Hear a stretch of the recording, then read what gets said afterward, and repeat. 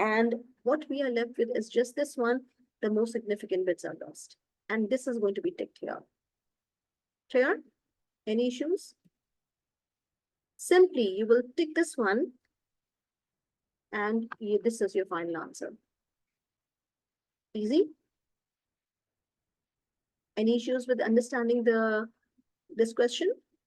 Okay, that's great. Moving on to the next question. This is another part of the same. By the way, I hope that by now we are able to score easily, not facing any problem. Add the two 8-bit binary numbers, and these are your binary numbers, as you can see, using binary addition. Give your answer in binary. Show all your working. So this is basically going to be your working. Fine.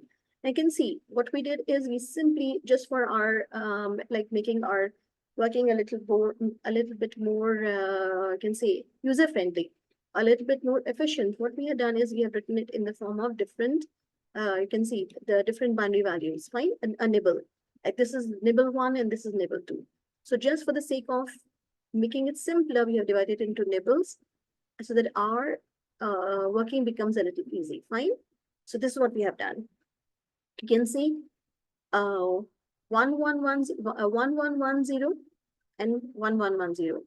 Similarly, for the second value, we can see 0011 and a space is given and 0001 is written just for the purpose of reading, that's all. Now 0 plus 1 is a 1, 1 plus 0 is a 1, 1 plus 0 is a 1, 1 plus 0 is a 1. Till now, no problem, isn't it? 0 plus 1 is a 1, 1 plus 1, 0 with a carry of 1.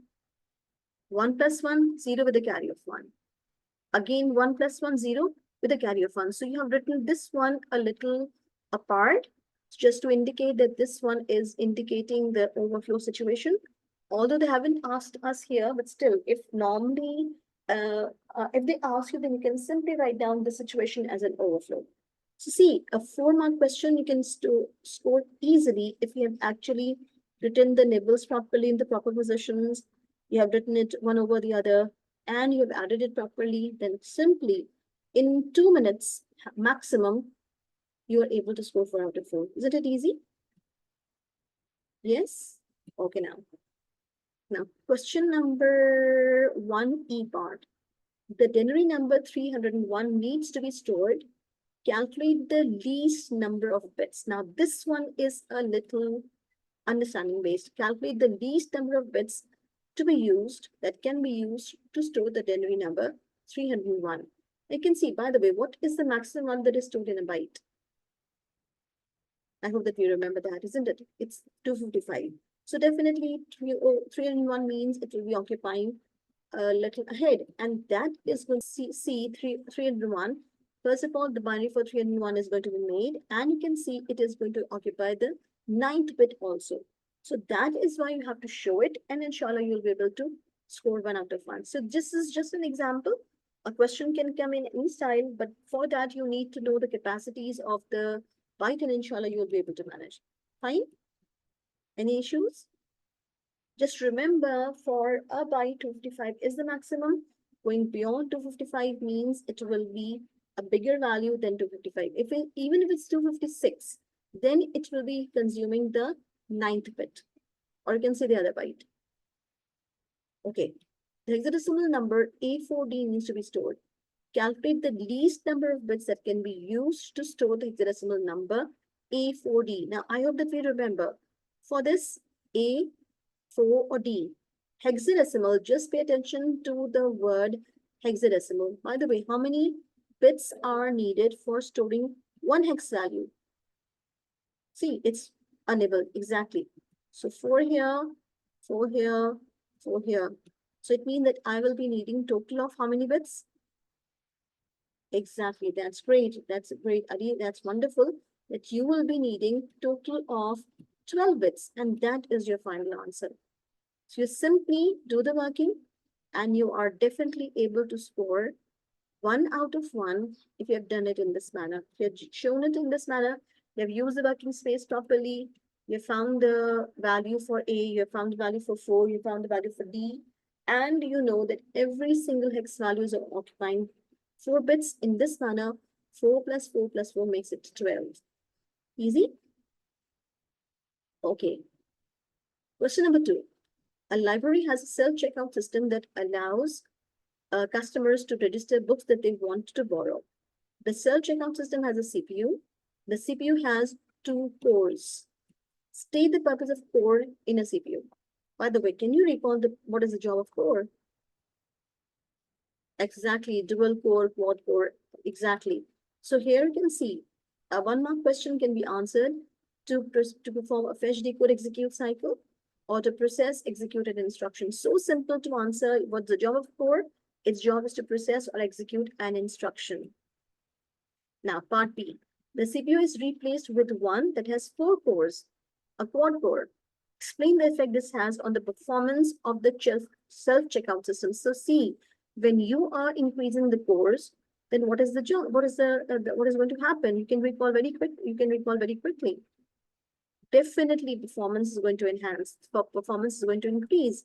And the answer is going to be, okay, now you can see, explain the effect of this on the performance. Now, since it's a 2-mark question. So for that, you can see it may increase the performance, perfect, because more instructions can be processed at the same time. More instructions can be processed simultaneously. So you can see this is going to give you 2 out of 2 because first of all, you've talked about the performance being increased, and because the more instructions can be processed at the same time, can be processed simultaneously. Are you clear? Okay. The CPU contains registers and buses. Describe the role of a register in the CPU. Now it's a 2-mark question. What will I do? Can you recall the job of register? Exactly. It is there to hold or to store the data, or it is there to hold or store the address, or it is there to store or hold the instruction temporarily. Now remember, 1 mark is for storing the data or storing the address or storing the instruction, and 2nd mark will be for talking about the term temporarily. Very important, because if you talk about storage is going to be permanent as well, isn't it? Yes, we remember that storages are permanent in the form of your secondary storages. So that is why you have to mention that how is it being stored, temporarily or permanently. Fine. By the way, just a very quick recap. Can we recall the registers? Yes, exactly. ACC, MAR, MDR, CIR, PC. That's great. Wonderful, Ali, that you can recall the registers also. That's wonderful. Identify one bus that can be found in the CPU and explain its purpose in the fetch, decode, execute cycle. By the way, can you recall the buses? Okay, that's great, wonderful. Address bus, data bus, and control bus.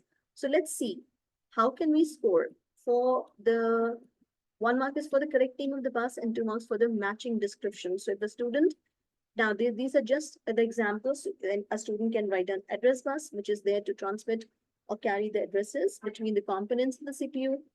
And the student can write down data bus, that is there to transmit or carry the data between the components in the CPU. And a 3rd student can write down about the control bus, that is there to transmit or control signals from the control unit to the other components in the CPU. So in this manner, identifying the proper name of the bus and writing its purpose will definitely give you the mark. Fine, so 2 marks are for this. Since it's a 3-mark question, that's why 1 mark is for identification and 2 marks are going to be for the correct description. You have defined it properly, inshallah, you'll be able to score 3 out of 3, isn't it? Easy? Okay. The self-checkout system allows the user to input their library membership number. Give 2 appropriate input devices that would allow the user to do this. See, so simple. Any 2 input devices that you can think of. Okay, fine, that's great. Keyboard, definitely. But since like it's a very can say it's easy question. So you can see keyboard, mouse, touch screen, digital camera, QR code scanner, barcode scanner, 2D scanner, microphone. So a student can write down any of the answers, any 2 options, and he will definitely be able to score 2 out of 2. Easy? Okay. The self-checkout system uses a monitor to display information about the book. Users who are blind also need to use the self-checkout system. give an appropriate output device that would allow a blind user to be given this information. Now, just think that a person cannot see. So which one is going to be, he cannot see. So definitely monitor is not going to be a viable option. So which is going to be a better option for the blind users? Exactly, speakers or headphones, exactly. So either if he is using the blind user is using speakers, or if he is using headphones, he will be able to get the output properly. And that is going to be a correct answer. By the way, can I write printer here? No, not at all exactly. But okay, fine. A printer is not feasible, but a student can write down their braille printer also. Fine. Thank you very much, Ali, that you can write down this option also. That actually not a printer, the one that we normally use, it's not going to be a feasible option. But although I mean it's ready found, that's why it's not mentioned here. Otherwise, normally the best option is speakers and headphones. The self-checkout system uses two types of primary storage. Circle now the word primary, be very, very attentive. The word is primary storage, very important. Circle two types of primary storage that would be used in the system. By the way, even if I don't show you, can you recall the primary storage systems? That's great, wonderful. RAM and ROM, great. Now you can see compact disk, definitely not. DVD, not. Hard disk, not. Then random access memory and read-only memory. So these are the two viable options, and definitely you are able to score. Isn't it easy? RAM and ROM. The self-checkout system is linked to, no, part G. The self-checkout system is linked to a stock control system that is updated every time a book is borrowed from the library. A microprocessor is used in the stock control system to update the stock. Explain the role of the microprocessor in the system and how it is used to update the stock when a book is borrowed. Now you can see it's a 3-mark question. So how you score? The use of microprocessor in the stock control system. The same concept as we have learned, but now we have to answer with respect to this question. First thing is receiving data from the self-checkout system, comparing the book data received to the stored book data. I mean, definitely in the database of the book of the stock. If the book is found, it decrements the book stock by 1. If the book is not found, an error message is displayed. So if the student has written any 3 points that I mentioned here, he will definitely be able to score 3 out of 3. Isn't it easy? Okay. 5 network terms or definitions are given in the table.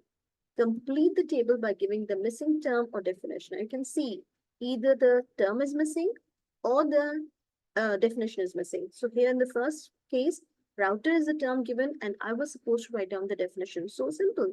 It's a device that forwards packets to their correct destination. Fine. Destinations in a network, or you can see it's an intelligent device that is there to find the best possible path to reach the destination. Correct.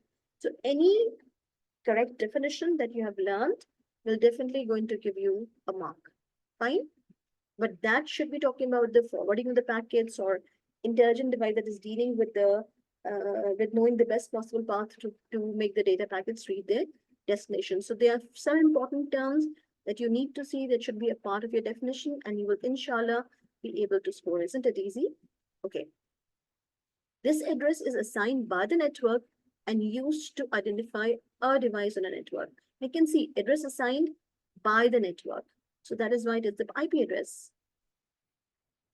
Okay, network interface card. It's basically a component in a device that enables it to connect to a network. Actually, I don't need an IC or network interface card to connect to the network. So the moment I have to connect to a network, I need an IC. I need the services of an IC. By the way, just asking the address given to an IC. That is also an address. What is that address? Okay, excellent, Ahmed. It is the MAC address. So you can see address is assigned by the manufacturer and is used to uniquely identify the device. So be very careful. This is also address and this one is also address. But this one, MAC address is assigned by the manufacturer, while IP address is assigned by the network. Fine, they both are there to identify the device, but the difference is obvious.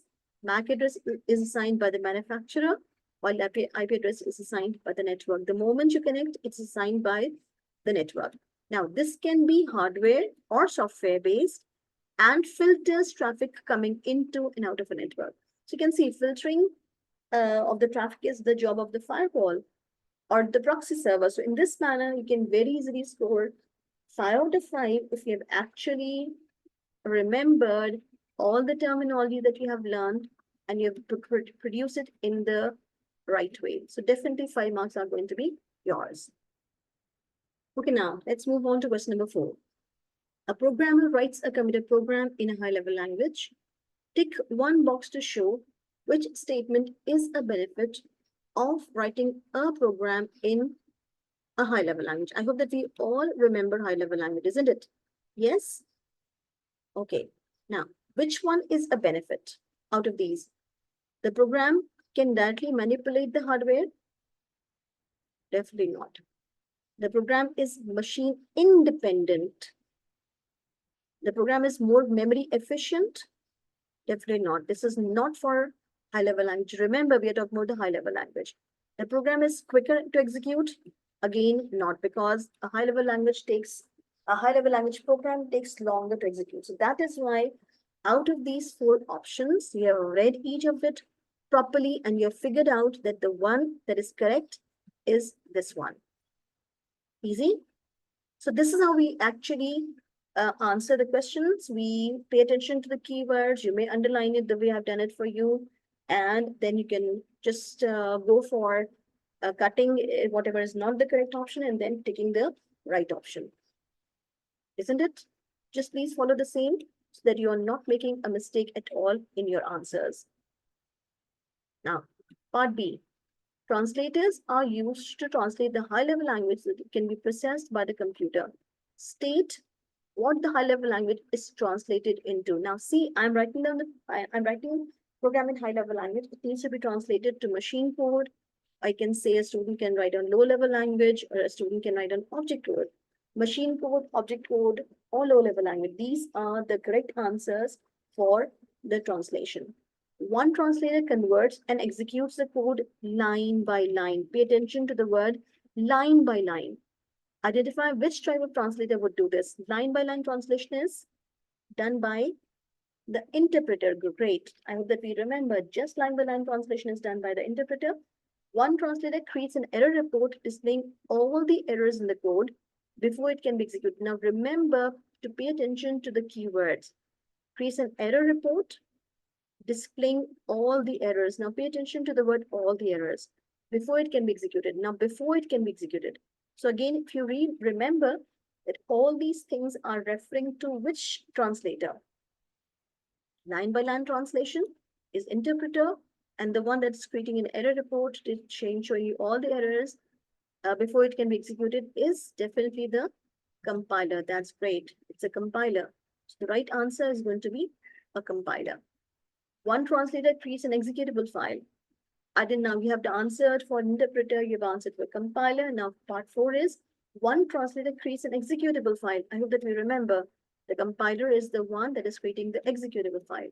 So in this manner, you have answered the questions and you are able to score. Now question number 5, now you can see complete and annotate the diagram to demonstrate how packet switching is used to transmit data across a network, including the use of routers from device A to device B. Now, nowadays we are getting the question, nearly in every paper we are getting a question like this. Now, how will you score? Actually, there is going to be a 4-mark question, and what you need to have it, the diagram should demonstrate packets sent through several routes, taking different routes from device A to device B. Packets are arriving out of order, you can see, and packets being reordered when reordered when all the data has arrived at the destination at the device B. Now, this is a diagram that I've just taken it from the book just to make you comprehend, just for the color coding also. So you can refer to the same packet switching as we have learned in the class. I mean, the aim is just to acquaint you with the color coding also. Definitely, you will not be color coding there at all. But just to make your concept a little clearer, computer A and router A, they are sending the data following certain different routes, and you can see the destination is B, computer B, and its router B is going to get the data out of order. You can see the beginning is with red, a red packet, but here red packet is reaching first, fine. Then blue packet is not reaching as a second. So in this manner, you need to show like the working that they may reach out of order, and then they are definitely going to be reordered when they are reaching the destination. So in this manner, just an example diagram drawn for you to make you comprehend that you will definitely be able to score the marks. Fine, easy. Okay.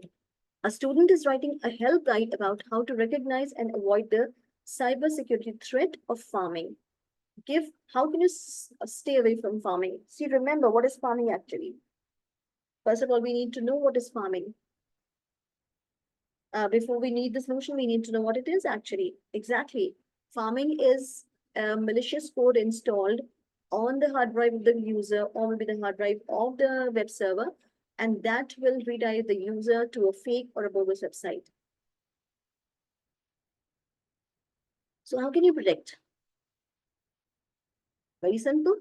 Checking the URL attached to a link. Be very cautious with that. Scanning all the downloaded files, the folders with anti-malware. You have to only download the data that is coming from the trusted sources. Checking the spelling and tone of the email. That is also very important. At the moment you see the spelling or the email doesn't seem to be, maybe there are some spelling mistakes. So that means it is going to be a farming. It is going to be a farming attack.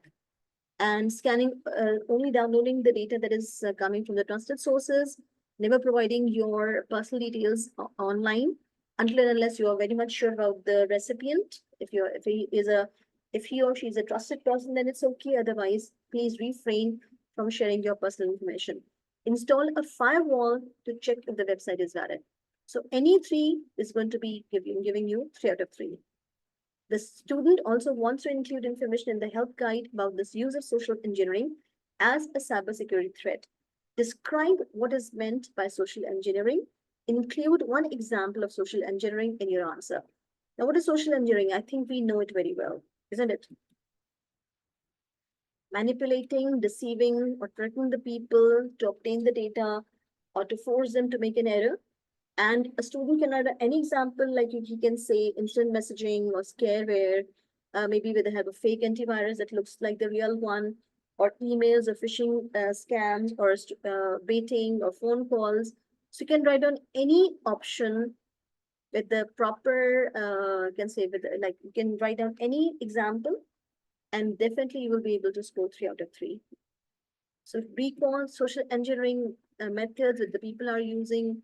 Why are they performing this social engineering? And you will be able to score the marks easily. The student includes information about the security solution of access levels. Describe what is meant by access levels. So we can see this is such a simple question.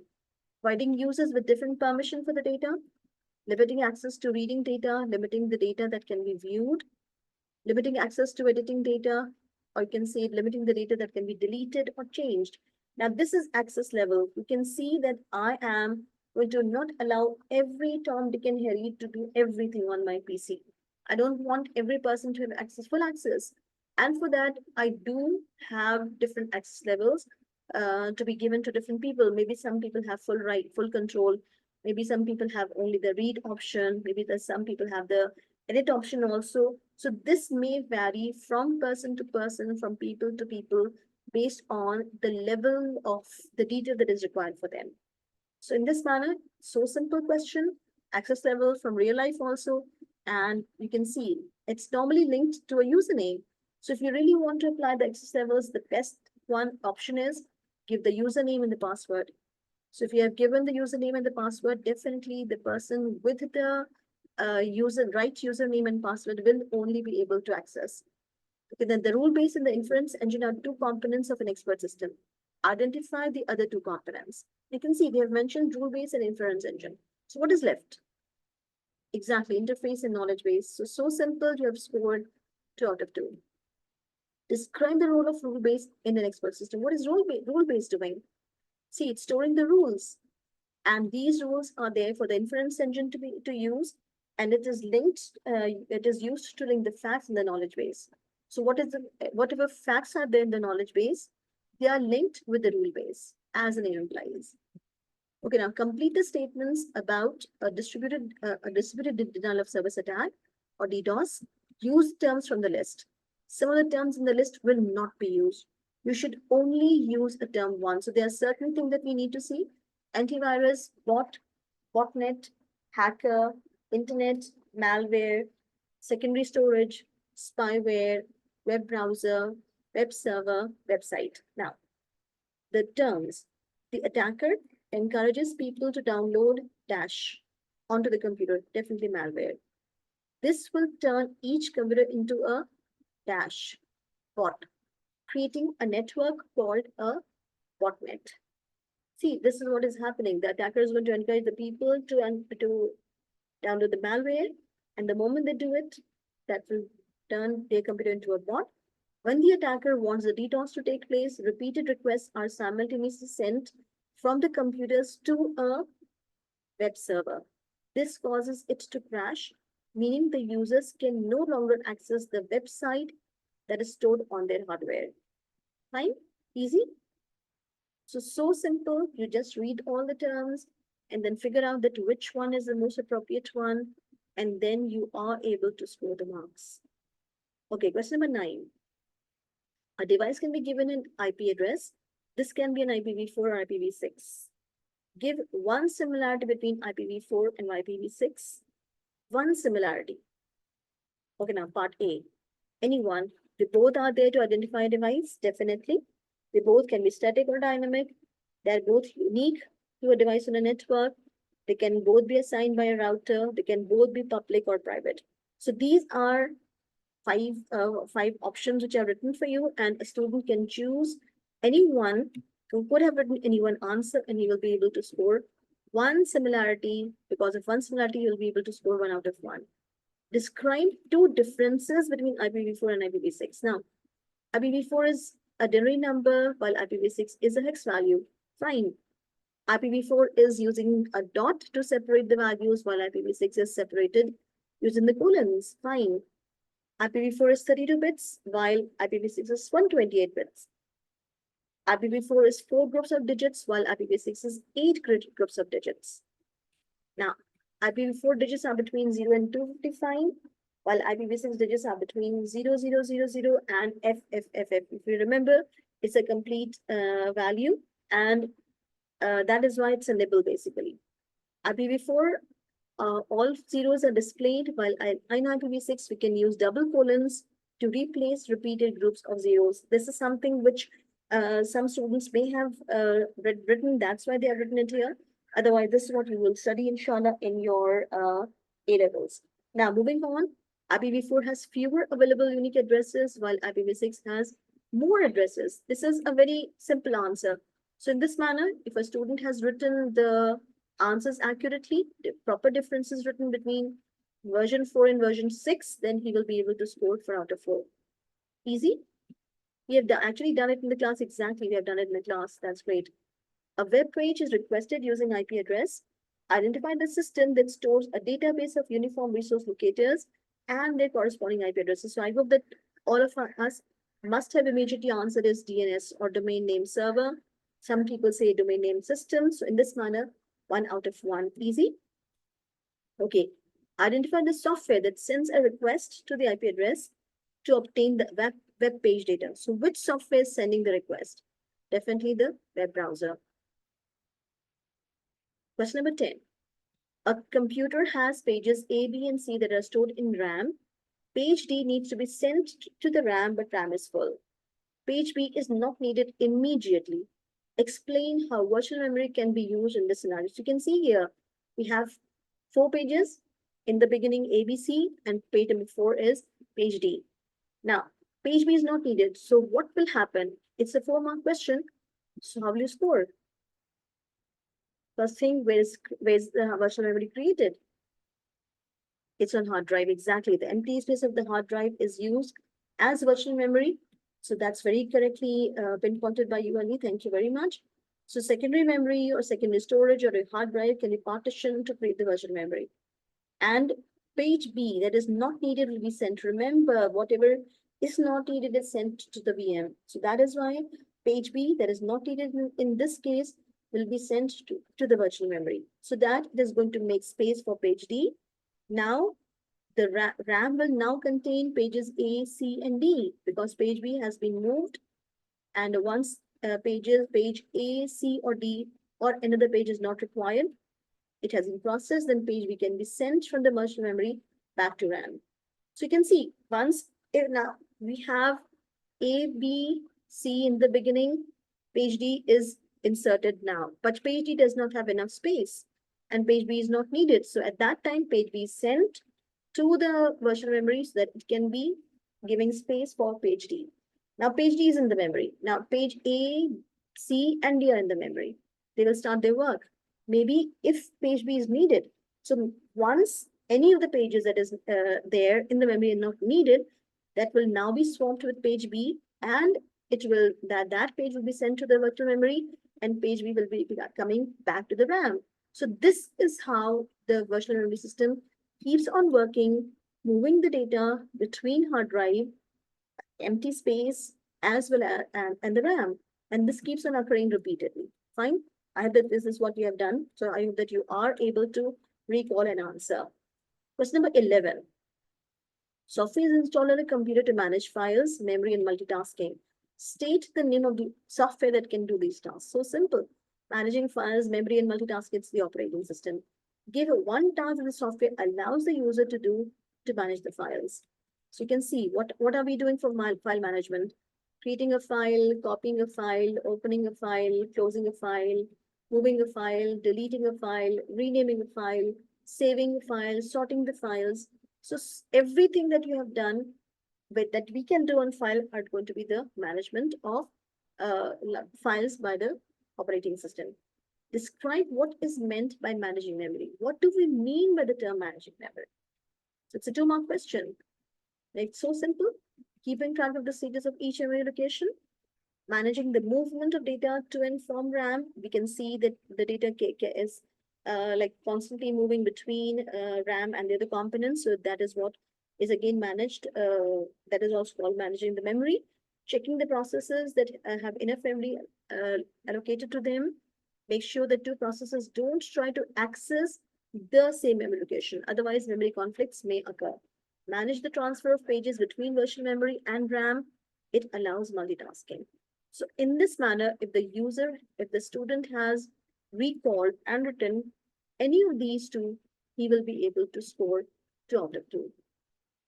A signal is sent within the computer to allow multitasking to occur.